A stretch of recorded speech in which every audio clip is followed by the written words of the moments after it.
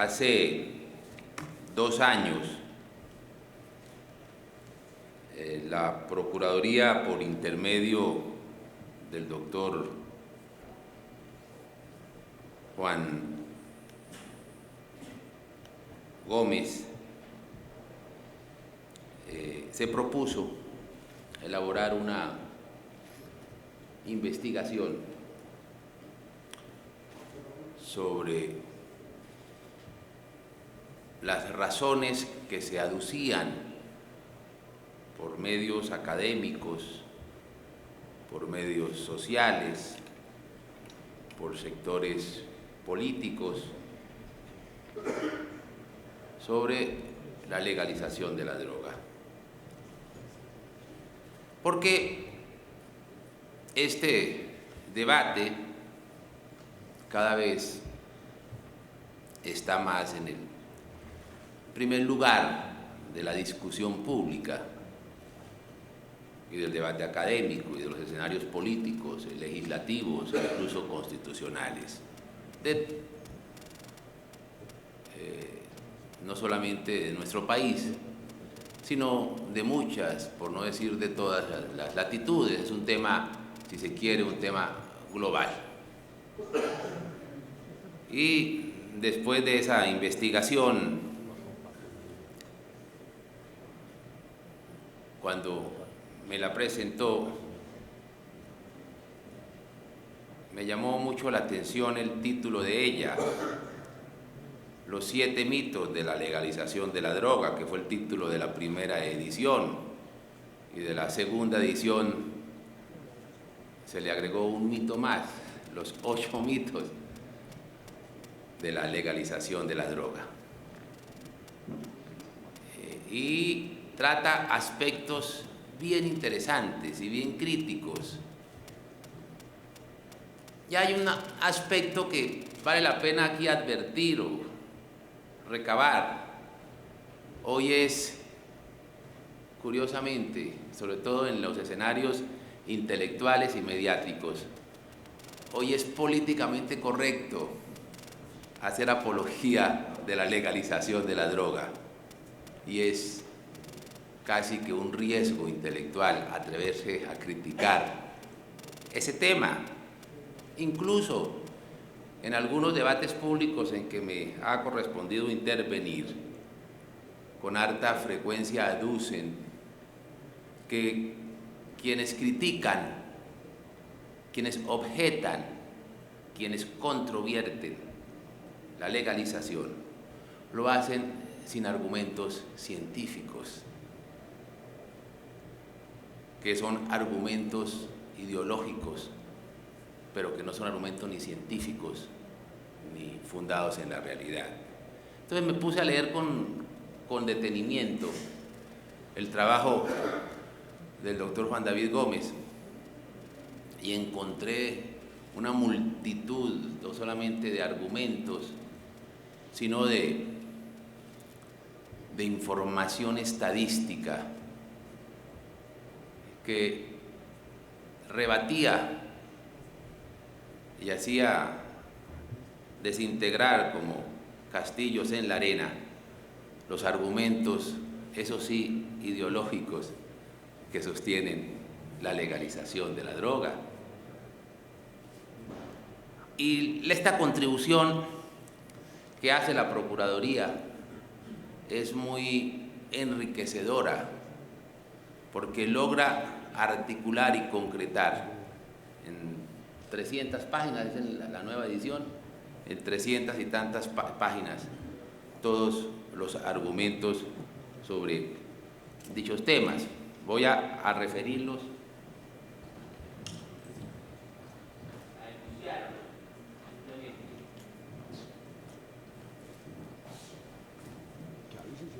para después, en la presentación, detenerme en 2 de ellos. Primer mito: la guerra contra las drogas ha fracasado. Ese es el gran argumento político que traen a colación. Parten de ese supuesto que no lo demuestran. Ha fracasado la legalización de la droga.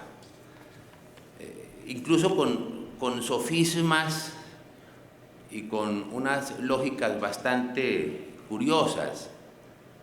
La gran prueba que traen a colación para sostener esa afirmación es: llevamos tantos años, varias décadas, combatiendo la producción y el consumo, y los efectos han sido que no se ha podido neutralizar el consumo, que ha aumentado. Luego, como eso es una prueba del fracaso, luego se debe mutar la actitud y la política pública para pasar a la legalización de ella.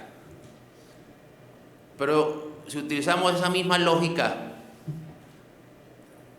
cualquier política criminal estaría ante idéntico escenario. La política criminal contra el secuestro, la política criminal contra cualquier delito. Pues el delito siempre será existiendo, pero la razón de ser de esas políticas criminales es precisamente porque hacen daño a la sociedad. Y en este caso específico hace daño a la vida, a la persona, a la familia y a la sociedad. Y por tanto es deber proteger la sociedad y por tanto la política criminal respecto a ese tema.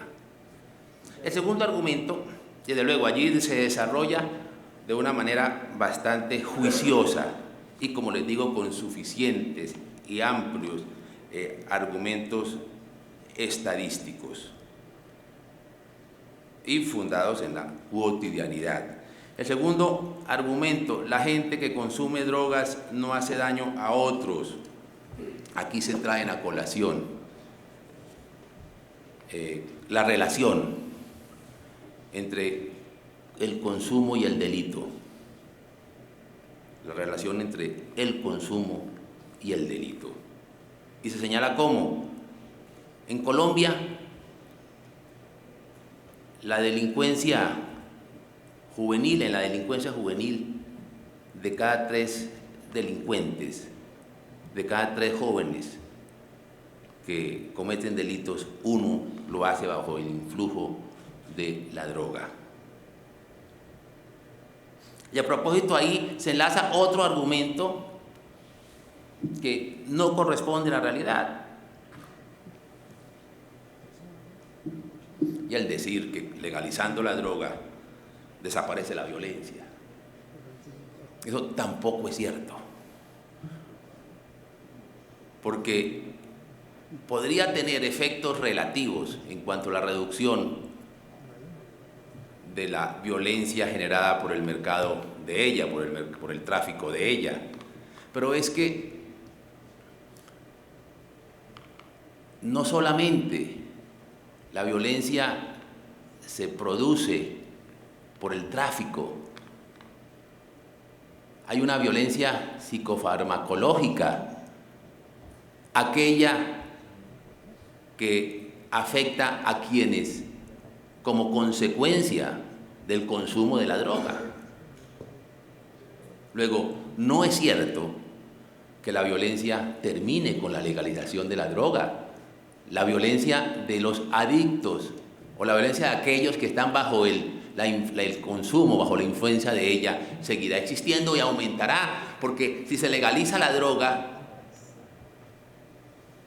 aumenta el consumo. O mejor, si se legaliza la droga, hay mayor disponibilidad. Y si hay mayor disponibilidad, hay mayor consumo. Y si hay mayor consumo, habrá mayor violencia de este tipo de violencia psicofarmacológica o la violencia que se da por la adquisición u obtención de ella.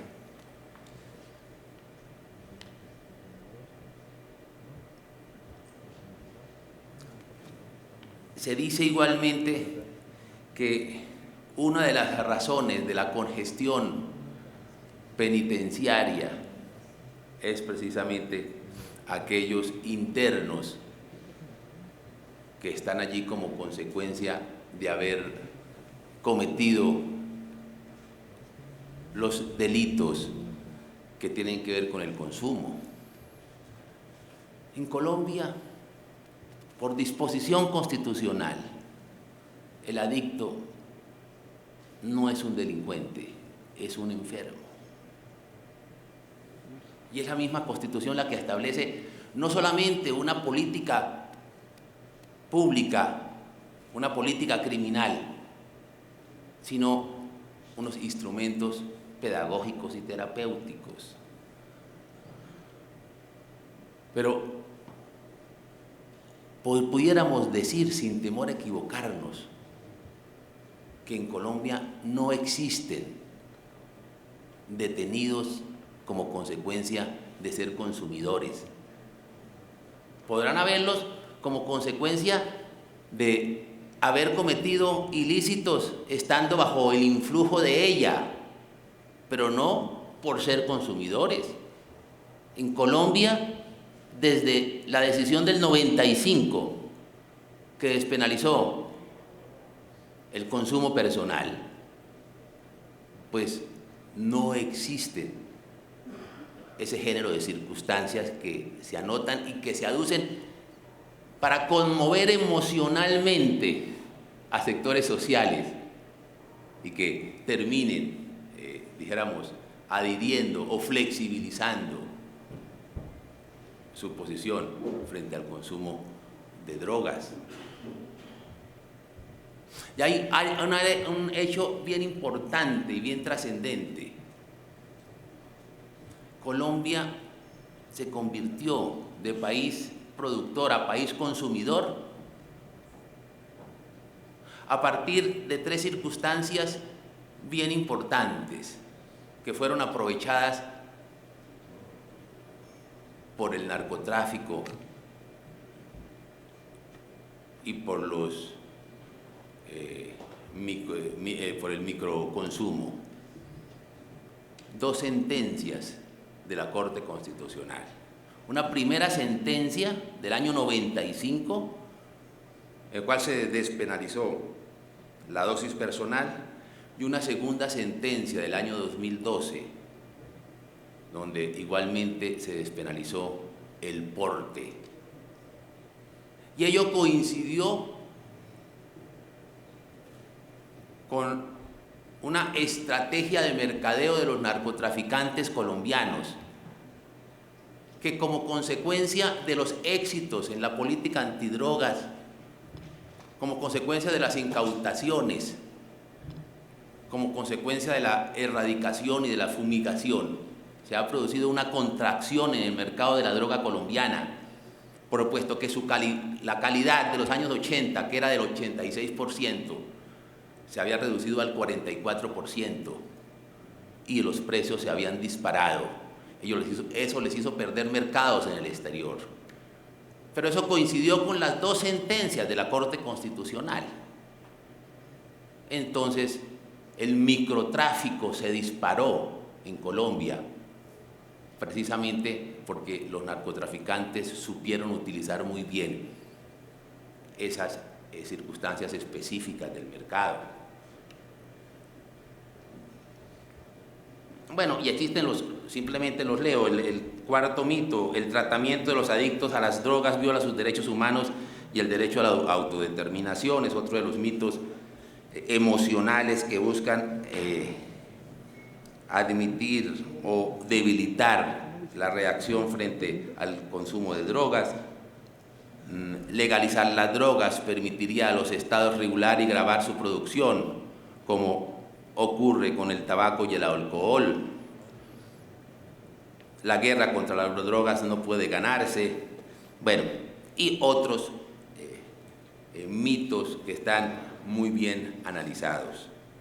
Pero permítaseme en la mañana de hoy detenerme en dos de ellos y hacer algunas consideraciones respecto a la relación que existe y que ya lo he denunciado en su momento entre los diálogos de La Habana respecto al lavado de activos que iría a realizar la FARC. La droga, se dice en el estudio, no es mala porque esté prohibida, está prohibida por el daño que causa a la familia, a la sociedad y a quien la consume.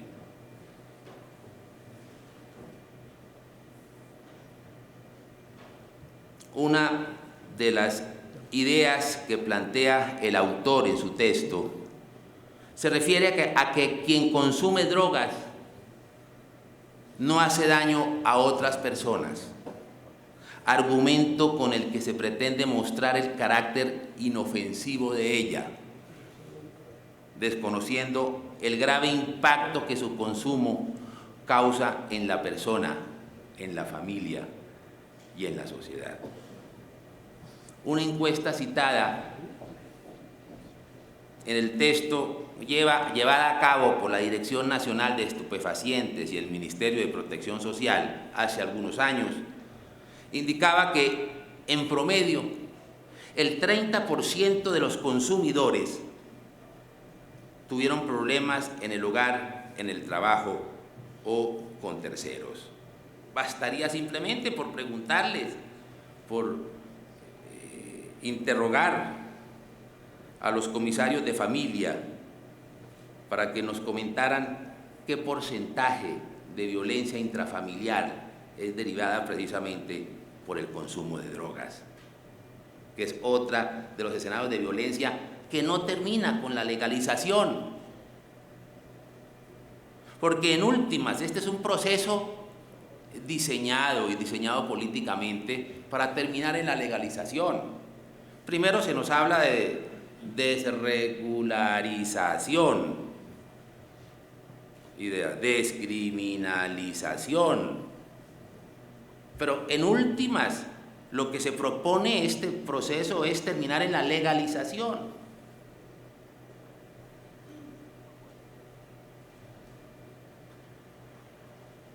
Y, desde luego, como existe gran resistencia en la opinión pública respecto a este tema frente al consumo,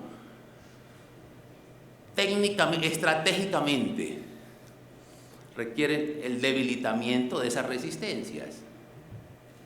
Y para ello se empieza con una estrategia de gradualidad, de gradualización.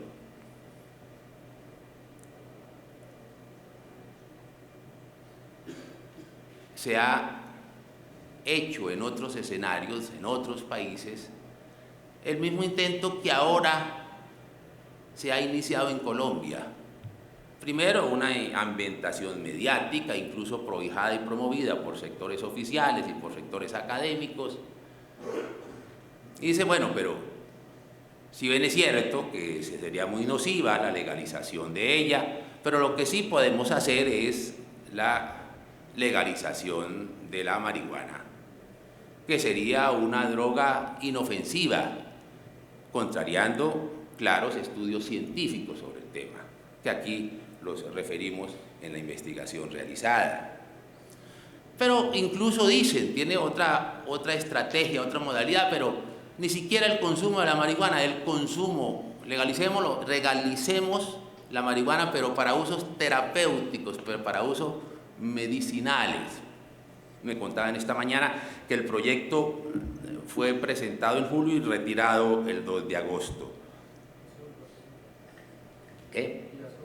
Y ya, pero variaron su contenido y ya se volvió a presentar. Bueno, pero eso es parte de una estrategia, incluso lo han presentado con una fundamentación científica que tiene una característica, o con unos instrumentos científicos que tienen unas características que no presentan o no refieren los estudios científicos que existen referidos precisamente a el carácter nocivo de ella, y sin tener certeza sobre el carácter positivo y terapéutico y de la utilidad terapéutica que ésta pudiera tener.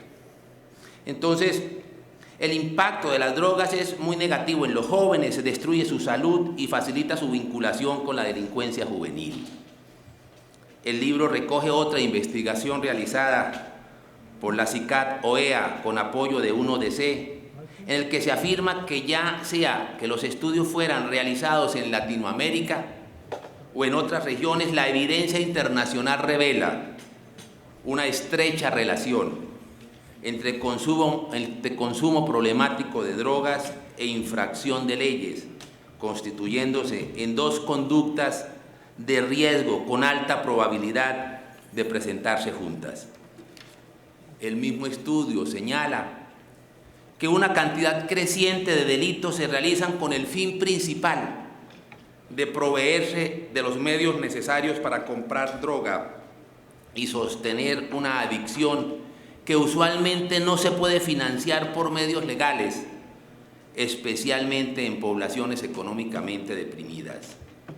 En el caso colombiano, afirma el documento, el alcohol está implicado casi en el 7% de los delitos violentos y en combinación con drogas ilícitas sube sobre el 15%. Pero son también los eventos asociados a las diversas actividades propias del expendio de estupefacientes los que afectan a la sociedad. El microtráfico, por ejemplo, se convirtió en uno de los grandes desafíos de seguridad ciudadana en el país. Bandas organizadas con capacidad de compra, transporte y distribución de droga al exterior vienen copando un mercado interno que adquiere cada vez más importancia debido al aumento de la población joven y al éxito que se tiene con la interdicción de cargamentos de cocaína. Esas bandas constituyen redes capaces de articular aparatos armados con combos o pandillas juveniles dentro de una múltiple variedad de actividades que comprenden también la microextorsión. Tales redes incluyen las llamadas ollas o centros de expendio y consumo de estupefacientes. En Bogotá hay cerca de 48 ollas que mueven al año más de 400.000 millones de pesos, que son las encargadas de alimentar el microtráfico que se disparó, como les dije, a mediados de los 90, como consecuencia de las decisiones relacionadas con la dosis personal y con la exequibilidad del porte de droga. Es evidente que las drogas no son inofensivas.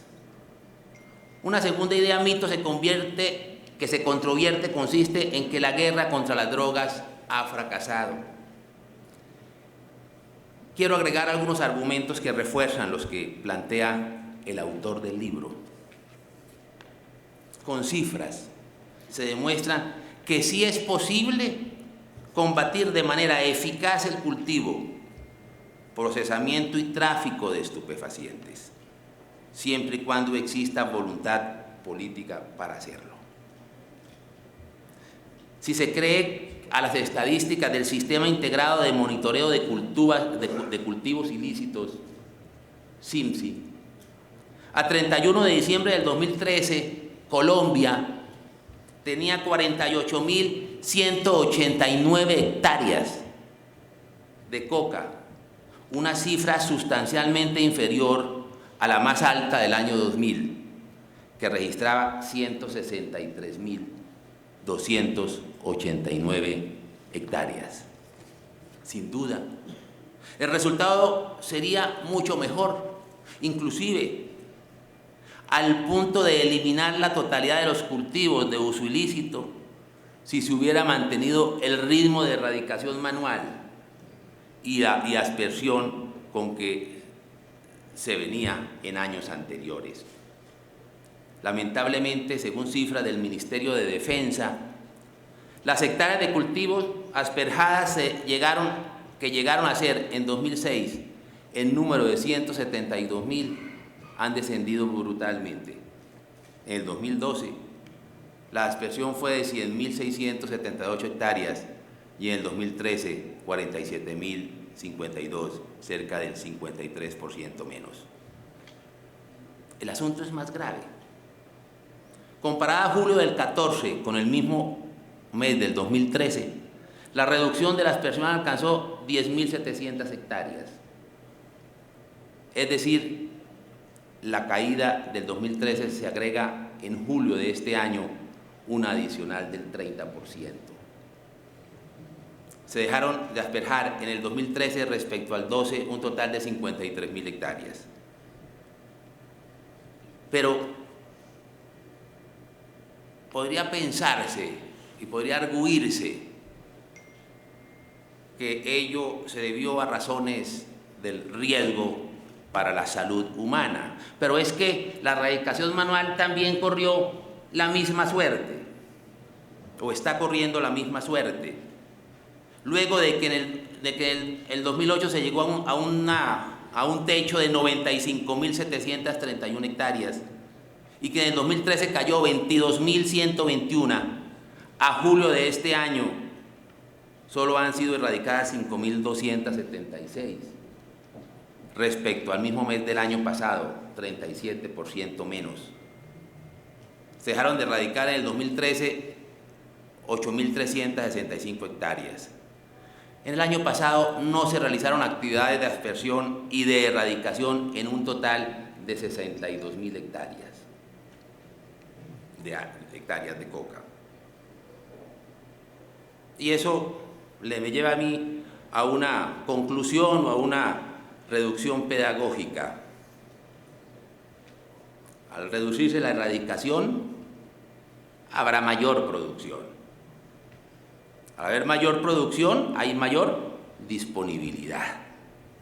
Al existir mayor disponibilidad, pues hay mayor consumo. Y al haber mayor consumo, hay más utilidades. Y al haber más utilidades, eso es el combustible para mayor violencia.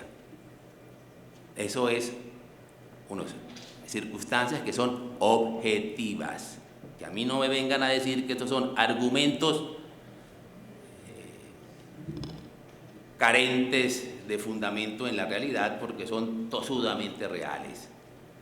Son estadísticas que podemos consultar no solamente de nuestras autoridades nacionales, sino de las autoridades internacionales. Entonces, decrece la erradicación, aumenta la producción, aumenta la disponibilidad, aumenta el consumo, aumenta las utilidades. A sabiendas que la forma de enfrentar el fenómeno es con erradicación y con mayor erradicación y mayor interdicción. ¿Pero qué está pasando? ¿Por qué se viene desmontando de manera gradual la erradicación manual de los cultivos de coca y la aspersión? Porque vuelvo y repito, los argumentos relativos a la aspersión podrían tener relación con la salud humana, pero no es solamente ello, lo que denota que hay una política consistente referida a ese tema. ¿Qué está pasando? ¿Por qué se viene desmontando de manera gradual la erradicación de los cultivos de coca y la aspersión? La Procuraduría quiere llamar la atención del gobierno sobre este punto. Si se hubiese mantenido el ritmo de erradicación y de aspersión, Colombia podría reducir casi en su totalidad los cultivos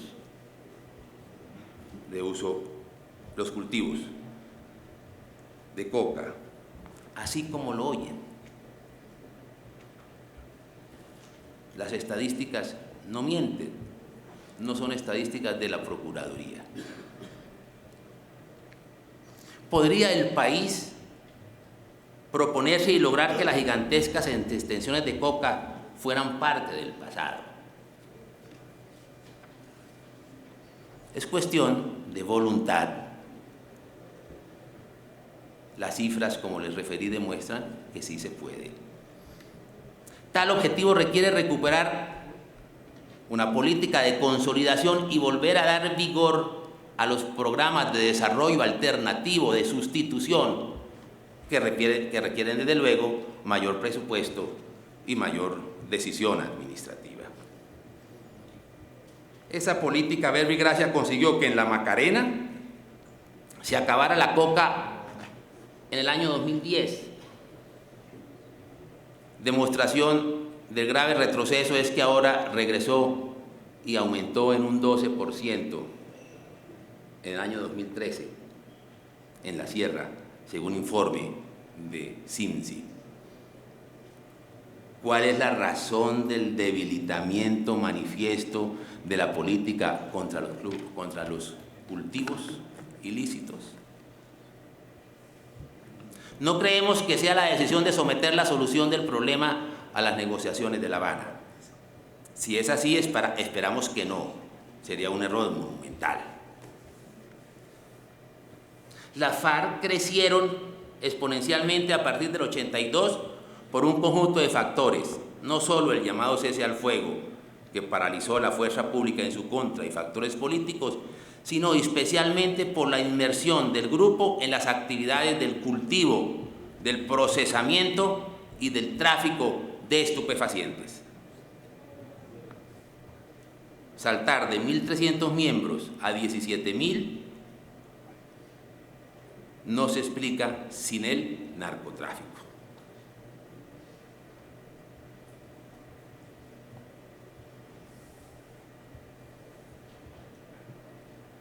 El carácter colonizador de las FARC de territorio donde el Estado no hace presencia encontró en los cultivos ilícitos su dinamizador. No solo la organización consigue recursos para sostener el aparato violento, sino que con masas campesinas bajo su influencia se mueve por el territorio cultivando y procesando pasta de coca. Tienen así una base social cautiva y un elemento de conquista territorial. De acuerdo a lo dicho por el Ministerio de Defensa en el año 2012, la riqueza proveniente de las actividades de la guerrilla respecto al narcotráfico son enormes. Es indudablemente de lejos el primer grupo económico del país financiado por las actividades del narcotráfico. Según el doctor Juan Carlos Pinzón, ministro de Defensa, entre las 350 toneladas de cocaína que se producen en Colombia, algo así como 200 están relacionadas con la FARC, que representan unos de 7.000 a 7.500 millones de dólares anuales, de los cuales corresponden a este grupo el 50% de dicho valor, entre 2.400 y 3.500 millones de dólares anuales. Una suma muy importante que les permite mantener activa en sus actividades militares. Por las anteriores razones, independientemente de que la agenda de La Habana concerte medidas respecto al narcotráfico, el Estado no puede debilitar de ningún modo su combate contra los cultivos ilícitos. Vuelvo y repito, independientemente de que la agenda de La Habana concerte medidas respecto al narcotráfico, el Estado no puede debilitar de ningún modo su combate contra los cultivos ilícitos. Hacerlo es otorgar a la organización fuentes de financiación, recursos humanos dedicados a la implementación de la estrategia armada, el control social y territorial.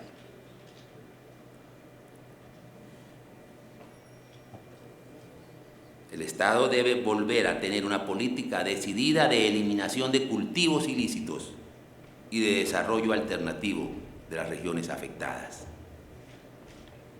Otro aspecto que me quiero referir tiene que ver con la advertencia que ha hecho el Ministerio Público sobre el riesgo de que en el proceso de la referencia termine siendo una gigantesca operación de lavado de activos.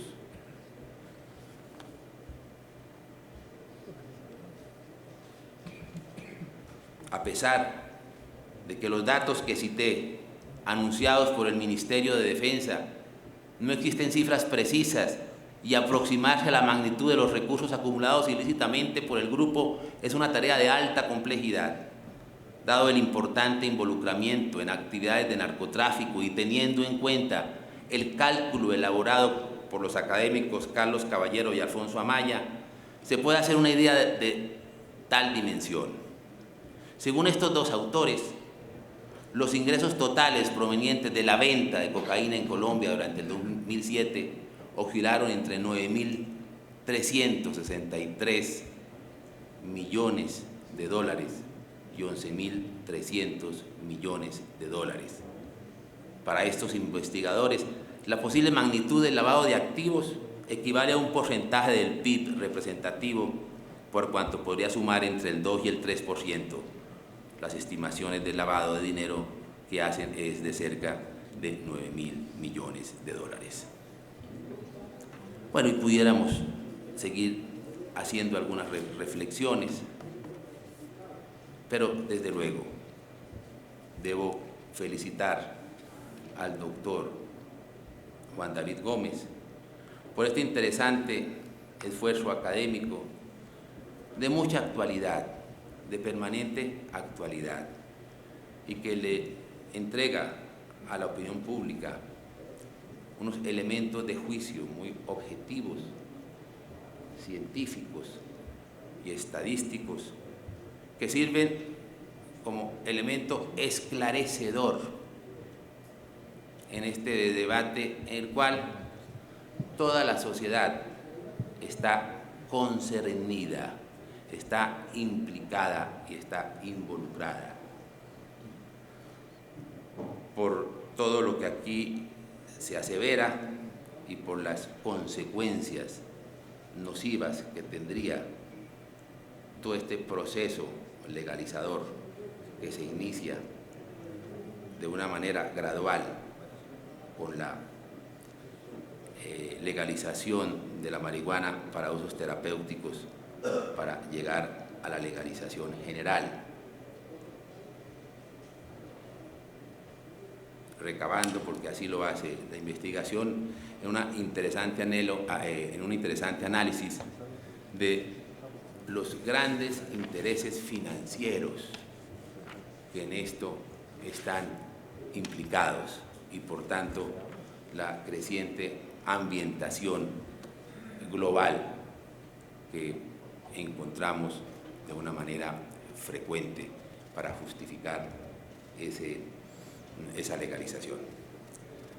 Nuevamente mis felicitaciones, les agradezco a ustedes la asistencia y oigamos al señor representante de UNODC hablar sobre estos temas. Muchas gracias.